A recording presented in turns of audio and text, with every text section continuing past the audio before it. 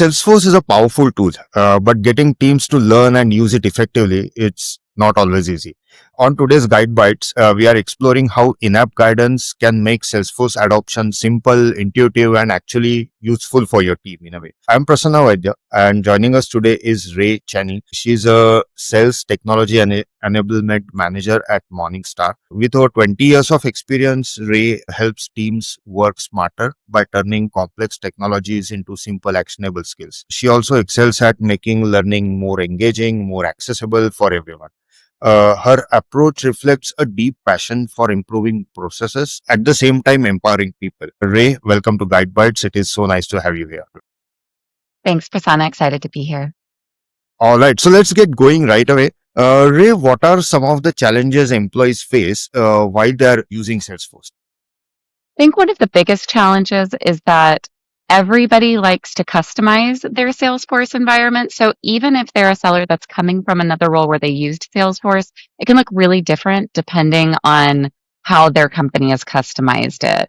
It also, if you've been in it, you know there's just like a ton of fields, so it can be hard to know what matters and what doesn't.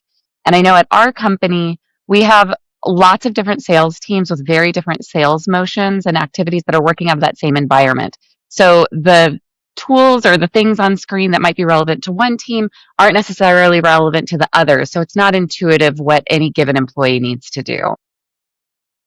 Yeah, makes sense. And I think as the companies grow and the sizes of the company varies and the teams that are expected to use these apps increase, I think the complexity sort of builds in or bakes in, right? Because there are so many more business workflows to be added and so on and so forth.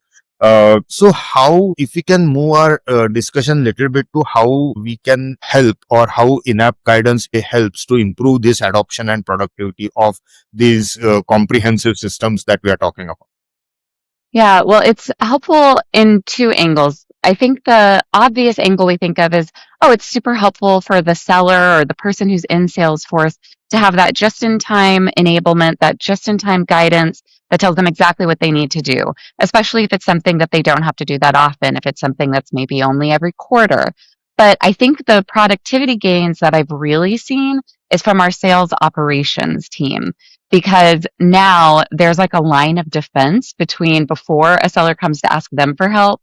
It's preventing that first line. And then even if they do come to them for help, now they can just click a link to that guide and share it that way, rather than having to rewrite that answer, come up with it, and do duplicative work in that way. So it was interesting. We thought, oh, our sellers are going to love it. But really, the people who just like absolutely loved it were our sales operations teams. Yeah, makes sense because what are you trying to imply is the sales operations are expected to help people if they face any challenges, and that's the reason they can simply take them to a relevant article or relevant tutorial, relevant video, and relevant tooltip, and so on and so forth. Yeah, that makes perfect sense. Are there any best practices while we design these in-app guidance, various bouquet of things that we talked about? Yeah. So from my perspective, things that are important are creating a style guide initially. So I made very clear outlines of what the format should look like for these help guides. Even being specific about things like the words we use. Are we saying click or are we saying select? And being differentiating about that. Use select if there's a drop down menu, use click if it's just a one-time button. I also am a big advocate of making sure you're keeping your language as simple and direct as possible. We've got a global sales force, so we've got a lot of people who English is their second language. So we want to make sure that we're using language that is as clear as possible so that people can get in, get the help they need without having to do too much translation of it. And then my final guide would be to keep things short. It can be tempting sometimes. People write very thorough documentation. I encourage you to keep guides less than 10 steps if possible. If there's more steps than that, think about where are the natural break off points where you can maybe make that a separate guide that you just link to once somebody is at the end of the first one. But those have been the things that have helped us keep our content really like tight, usable, user friendly. Yeah, I mean, I totally understand where you're coming from. So when we were working with one of our customers, they started saying that, hey, we have this 80 step process that we want to cover. I was like, okay, okay, we will cover that, but let's break it down so that even users who are trying to go through that module, they are able to do that basically. Otherwise, 80 steps is just yet another huge document to go through, right? And there's the mistake too of sometimes people feel like they want to put in the context of why we do this or who made the decision. And it's like, you are just trying to help somebody in the moment know what to do. Think about it if it was you yourself who just wanted to do the thing. You don't want the whole backstory. You just need to know click here, enter that, right? Yeah, yeah, makes sense. So we talked about the mistakes, right? That the lengthy tutorials and all. Are there any more mistakes that people should avoid while implementing this? Yeah, the I would advise, and this is tricky advice, but advise against going too far or doing too little. So if you roll out the tool with too little of guidance in, because you can, I've seen people, they are in a rush, they got the new tool, it's shiny, they want to put it out. And if you do that without really having the help that people need, you run the risk that you introduce it, somebody goes and tries it. That first time they go try it, they're like, oh, there's nothing here for me. And then you lost them. They never go back to it, right? So take the time to build a nice, thorough library first before you get too eager to roll it out. Now, on the flip side, you don't want to go so far that you've put everything out there into the tool. And this is something that, you might have a SharePoint library with a zillion guides, or maybe like a Confluence, a wiki with a zillion things. Do an audit because this tool is only going to be as good as the information that's in it. So if you put in just everything in the kitchen sink, you run the risk of, you know, clouding out the results that are really meaningful, bogging down the search algorithm. So I know it's delicate, but being mindful of both of those things I think is helpful. Yeah, makes sense. Not too little, not too much is where the balance is. I get what you're saying.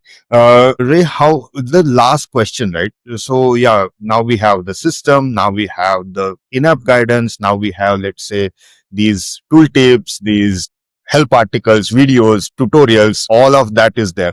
How do we make sure that it's a success? How do we measure that? How do we track that? And how do we, the corollary to that is how do we keep evolving this with Salesforce, right? Because the business process changes, the Salesforce changes, and your content is no longer relevant. Yeah. Yeah. I think the biggest key to the success that I learned is, when I initially got this tool, I was like, governance, governance, governance, which I still believe in, but I thought, I am going to be the gatekeeper. Nothing gets in here without me. What I realized is it really only serves the tool to be stronger when I extend more people to have the ability to create guides and edit guides. So at this point, a lot of my sales operations team has editing privileges because, again, they're the ones who often get those questions and have to respond. They also are the first people to know when something has changed in Salesforce. So giving them the power to help keep it living, breathing, changing with Salesforce has been very helpful. Now, because I have extended that, that means I have had to get really strict about what governance looks like. So I have a governance committee where everybody who has those editing powers has to make a commitment that twice a year they will do a full review of all of the content that they own to validate that it's still looking good, it's correct, it's relevant, that the screenshots still match the real experience. And I also encourage them to be willing to delete. So we look at the usage stats and we see, if nobody has looked at this in a year, we don't need it in there clouding up the results, right? So really, really thinking about how you enhance the governance and maintain that control while making sure that the right people have the power to get in there and update in real time. And I'll add just one last thing, especially as more and more tools are releasing AI functionality. Be mindful of the fact that that AI function is only as good as the data that's feeding it.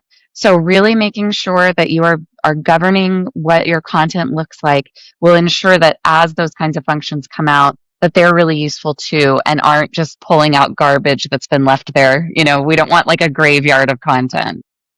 Yeah, makes sense. Yeah, I mean, with AI, the generating content has become little too easy for everyone these days. So Right. that's a good tip that you gave, Ray.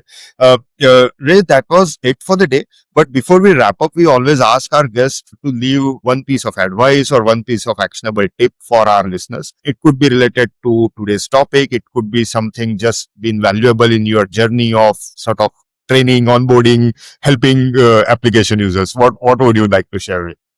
Yeah, I thought a good piece of advice specific to in-app guidance and digital adoption platforms is being really judicious about how you use embedded help. So if you have the opportunity to embed icons where people can hover and get help, it can be very tempting to put it on everything. And I would like to advise that you be mindful about like what are the fields that really, really need that? Because when you start making the screen even more visually noisy, and especially when we're talking about Salesforce, which can already be very chaotic to look at depending on how you've implemented it, be mindful and thoughtful. Don't just throw it on everything. Put it on the things that really, really matter, because the last thing that you want is it to be so overwhelming, especially if you have a tool that allows the end user to toggle it off. Like don't make it so that it's so annoying that people want to turn off the really good tool and help that you've put in front of them. So that's my tip. Wow. So it should be very objective in nature, so that people where if you think that people out of 20 fields, people are going to get stuck at, let's say, 5 fields, just put it on those 5 fields. That is going to add more value to the users. That's a nice way to look at it, Ray. And it's been pleasure to having you on GydeBites. Thank you so much for making this conversation useful. And it's always good to hear from someone who is actually helping out users managing the projects from digital adoption as a domain. So thank you so much for taking time out. Yeah, I think in-app guidance is one of the easiest tools that we can put in front of our teams. And fortunately, it's also one of the most affordable. So really always, it's a pleasure to get to talk about this because I just think it's so useful and so easy for so many teams to adopt. So thank you, Prasanna. Thank you so much. And to everyone who is tuning in, if you find this episode helpful, please subscribe to GydeBites, share it with your teams. And until next time, keep learning, keep guiding, and we'll see you on the next one on Salesforce. Thank you.